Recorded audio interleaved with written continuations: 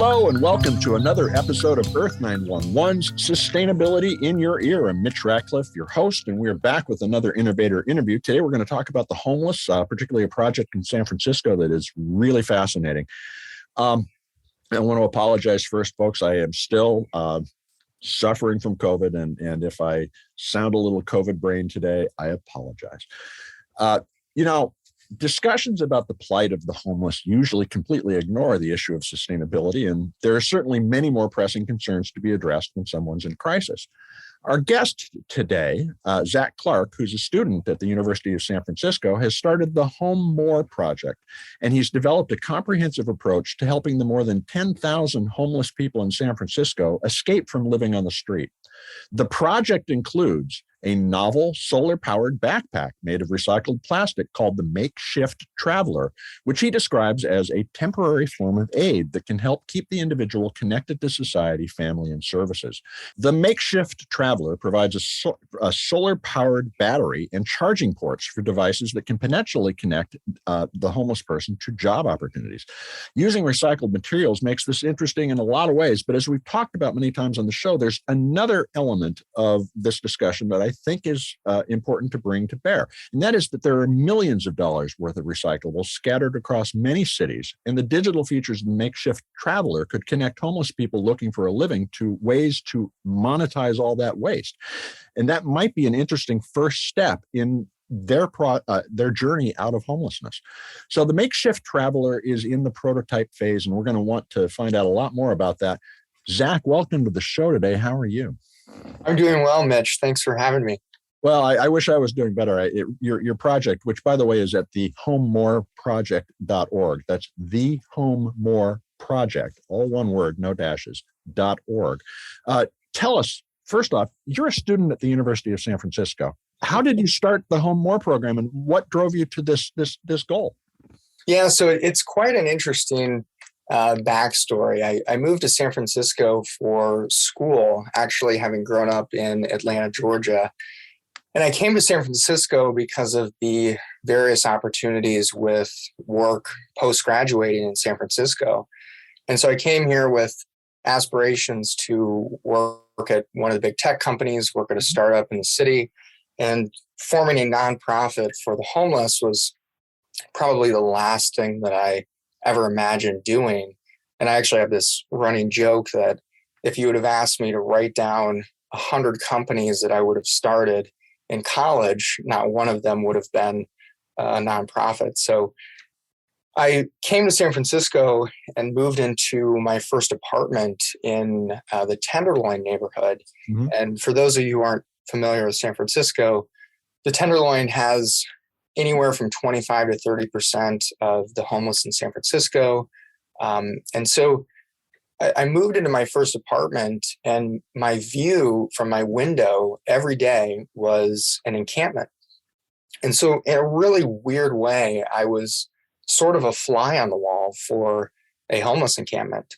Mm-hmm. And every day I would just see all the people that would perform outreach and how they interacted with other homeless individuals and people in the city. And it just was so moving that I figured there had to be a better way to approach this. And so I ended up developing what's called our 27-step journey. And I actually developed it on my mother's porch in the middle of the pandemic. And I guess I was just kind of bored one day and thought, let me give it a shot at solving homelessness. And so I wrote out those plans, and from there we formed our team in January, and we've just continued to grow and form smaller projects. Well, so describe we. Who's involved in the project now? Yeah, so when I say we, our organization is 100% volunteers. So even myself, which it hurts a little bit to say this, but I'm still effectively a volunteer. And we started in January of 2021 with about 10 interns. Mm-hmm. And we were just doing various small, documents just to try to move the ball forward. And then we ended up forming our board of directors in April of last year. And so now, as of January 2022, we will have about 60 interns this spring from various universities like Berkeley, USC, UCLA, all the way over to Duke and Northwestern. And then we still have our board of about 12 professionals who contribute anywhere from 7 to 10 hours per month with the organization.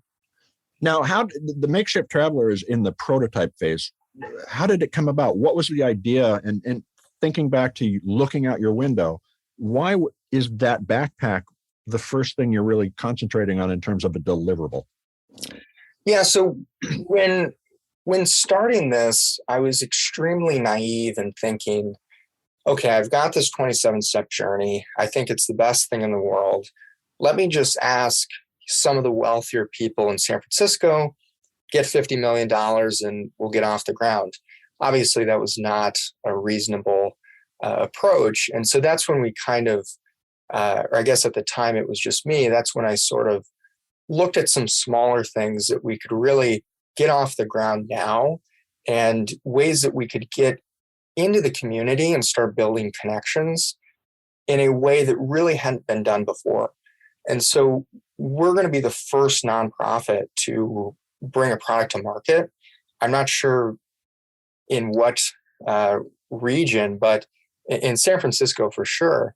And so we've really prided ourselves on, we're ran by students, and we really want to provide the city with a new way of looking at how you can build connections with people who are homeless. Well, how does the backpack build those connections? Yeah, so one of the key components of our Makeshift Traveler is an informational brochure. Mm-hmm. And so the informational brochure relates to our 27-step journey because they both hold the same belief of centralizing the fragmented services that currently exist. So our informational brochure will list out various food programs, substance abuse and mental health programs, temporary shelter, events, and much more. So we're really trying to bring together all of the fragmented services. And through our Makeshift Traveler and our informational brochure, that's just one of the ways that we can achieve that. Well, so do you, let's first talk about the functionality. You've got a solar cell on it. It has a battery. There are USB ports so you can charge devices, for instance. Do the homeless need USB devices? What's the reason for the design of the backpack as you have created it?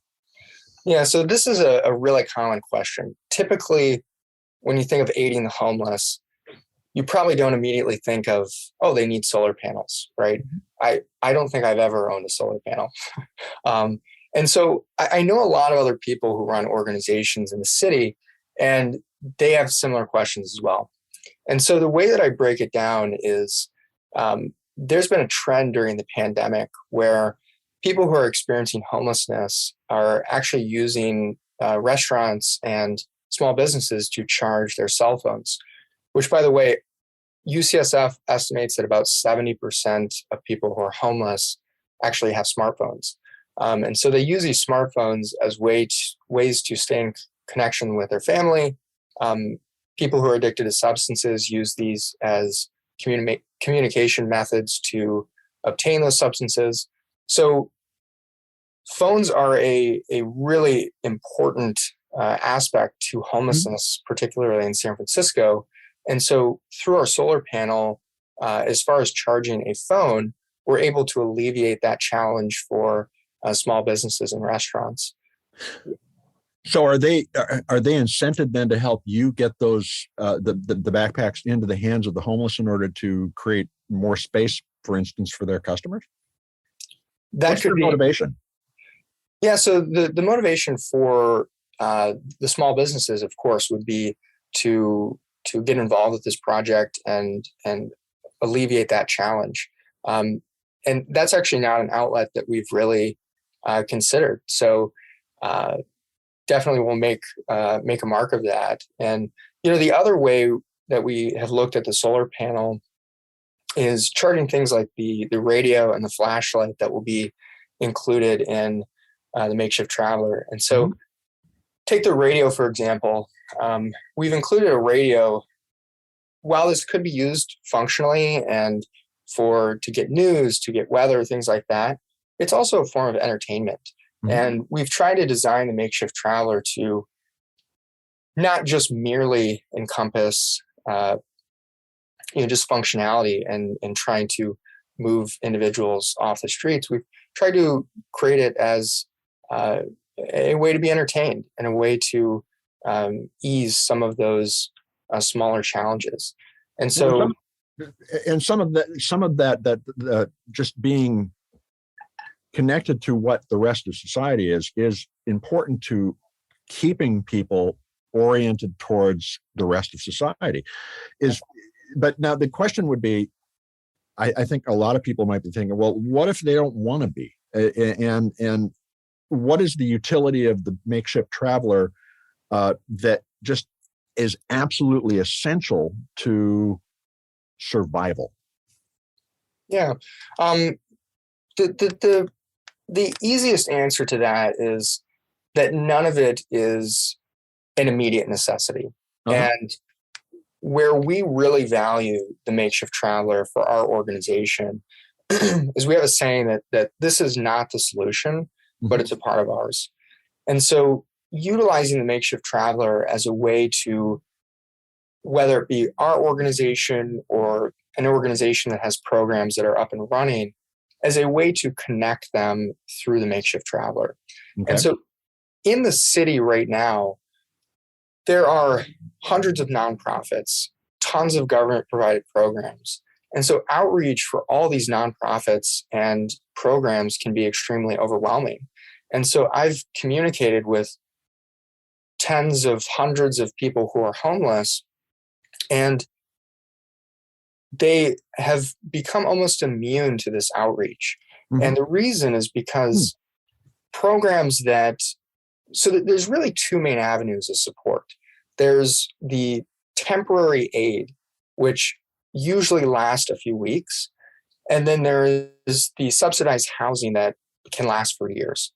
And so I actually have neighbors in my building who are part of this program, and I've talked to them about this program. And so if an individual is experiencing homelessness as being unhoused and sleeping in a tent or on the sidewalk, they are less likely to be open to these different forms of outreach just because there's so many and they're so frequent. And so what we are trying to pride ourselves on as positioning ourselves as different, and that we aren't just trying to get into your ear and bring you into our program so that we can just claim another number as a part of our program. We're really trying to build connections. Okay. Now, what is the Makeshift Traveler made of? It's made of recycled material. Where are you sourcing it? And let's talk a little about the cost of getting this into the hands of the person on the street. Definitely, yeah. So we're in an interesting time with the development of our Makeshift Traveler. So we're weighing a few different options of manufacturing it. A few of which are overseas, a few of which are in Ohio and California. And so the one thing that we have prided ourselves on is making sure that we use recycled material. Mm-hmm. And all four of our potential manufacturers use this as one of their main materials. And so it really just comes down to how quick we want to get these into the hands of people without compromising quality or without significantly increasing our costs. Mm-hmm. So right now we're estimating that per unit landed will be anywhere from $100 to $130 per bag, including all of the components. So even the included sleeping bag, first aid kit, mm-hmm. All those things will be included in that cost. Now, how are you going to grow the HomeMore project? Yeah, so we've been growing a lot, and we've been growing through building out our internship program, building out our board. And we recognize that if we want to accomplish everything that we set out to do initially, we will eventually have to bring on some full-time people, including myself. Mm-hmm. And so that's one of the main leaps that we have to make in. Well, does that depend on you raising money from a philanthropy organization, or are you looking for individual donors, for instance? Yeah, so as far as philanthropic backing, there's really two main avenues for how we intend to fund the organization. So in a 6-week period from November to December of last year, we raised roughly $50,000 through friends and family of people within the organization. And so this will cover the tooling and manufacturing costs, as well as, depending on the first manufacturer we choose, the first 300 to 500 units. Mm-hmm. An important thing I want to note here is, let's say you donate $100 to our organization, and you can pick one of two locations for us to allocate the money. The first is our Makeshift Traveler, and the second is our 27-step journey. Mm-hmm. If you pick our Makeshift Traveler, estimating that per unit will be about 100, you'll be providing an individual experiencing homelessness with a backpack that has tons of short-term aid, as well as a connection to either our organization or someone else. Mm-hmm. If you pick the latter for our 27-step journey, your $100, just being frank, will likely collect dust in an account for 3+ years, just to be allocated to like some tile or a fridge. And so it's far less exciting and impactful. And so how we've designed our philanthropic backing for the organization is the first avenue of everyday people who want to donate $100 or less, mm-hmm. and be involved at the ground level. And we accomplish this through our Makeshift Traveler. Then we have funding our 27-step journey, which will likely require extensive government assistance, and if not from the government, funding from an extremely wealthy individual or corporation. So it's really two completely different realms of funding for us. So how could somebody make a donation today if they're interested in getting a Makeshift Traveler into somebody's hands? Yeah, so you can donate at the HomeMoreProject.org. We have everything laid out on there, all the information about the Makeshift Traveler. And because we're at such an interesting phase of bringing this to market, we have updates almost daily. So we're constantly updating our website with the most up-to-date rendering, or most up-to-date manufacturing, estimated delivery dates. So constantly updating there. So I want to turn the page a bit here and talk about how we help people move off the street, and additionally potentially engage the homeless in addressing our lack of sustainability. And San Francisco is a very progressive and forward-leaning city in terms of its efforts to be sustainable, but is not a very sustainable city. And I'm a former resident. I lived there a very long time ago, and I remember even back in the 1990s and late 80s that there were folks, particularly older Asian women, who would go around and pick bottles out of recycling bins and then take them.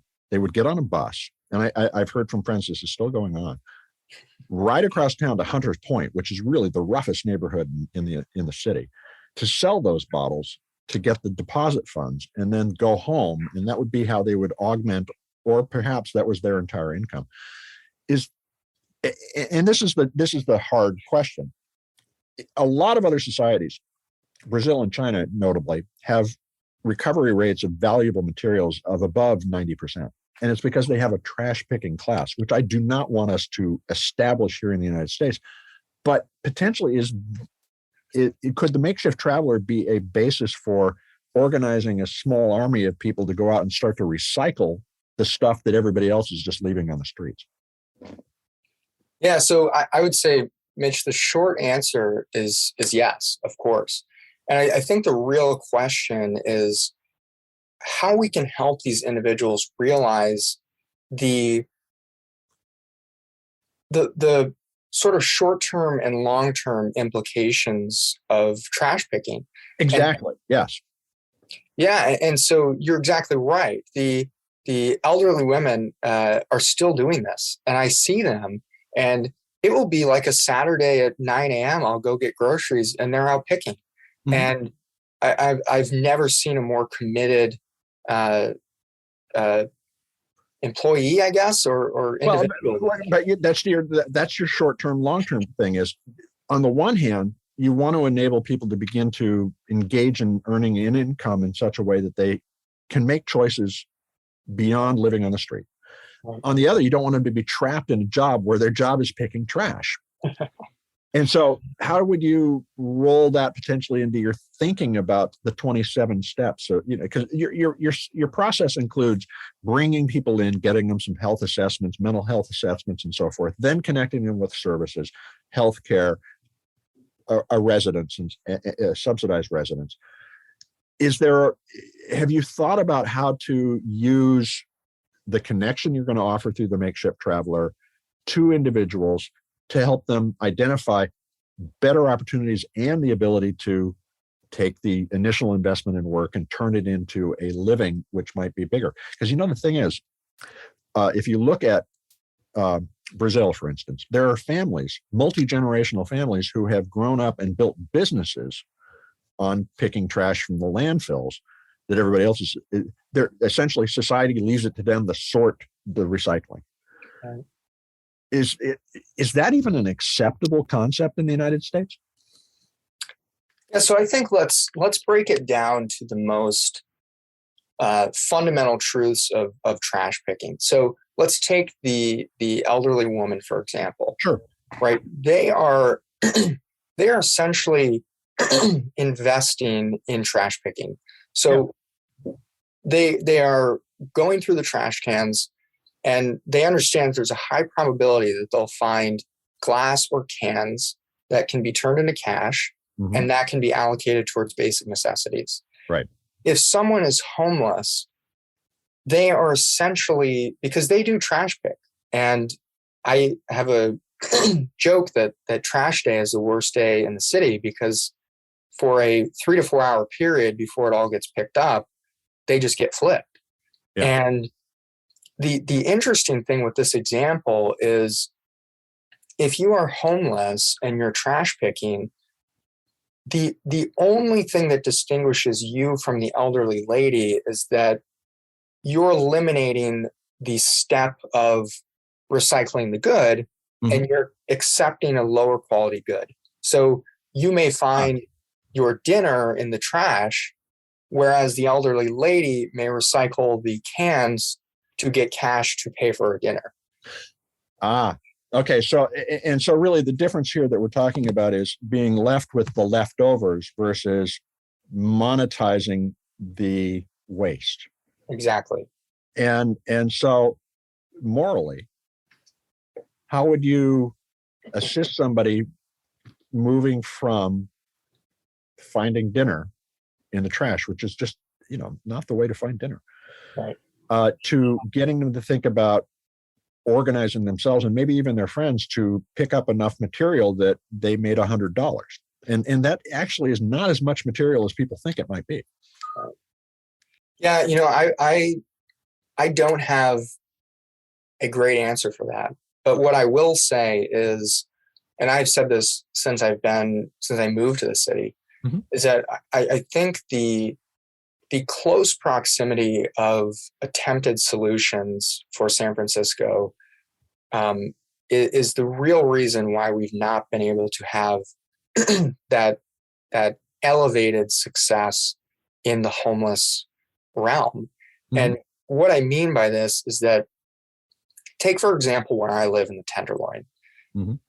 Roughly 30% of the homeless live here. And the Tenderloin is also, by the way, where most of the temporary housing units are located, substance abuse and mental health programs. Mm-hmm. And so it makes sense, right? We want these individuals to have close proximity to those services that they so greatly need. Mm-hmm. But the challenge with this is that, say someone is utilizing fentanyl, and they're severely addicted to fentanyl, and they walk into one of those substance abuse programs, get care, and they leave out of there and they're immediately ambushed by all of their fentanyl dealers because they are located in these areas. And so the challenge with this is that, in my opinion, we have to completely remove individuals from this environment. And I think I think it's great for the environment, it works in other countries.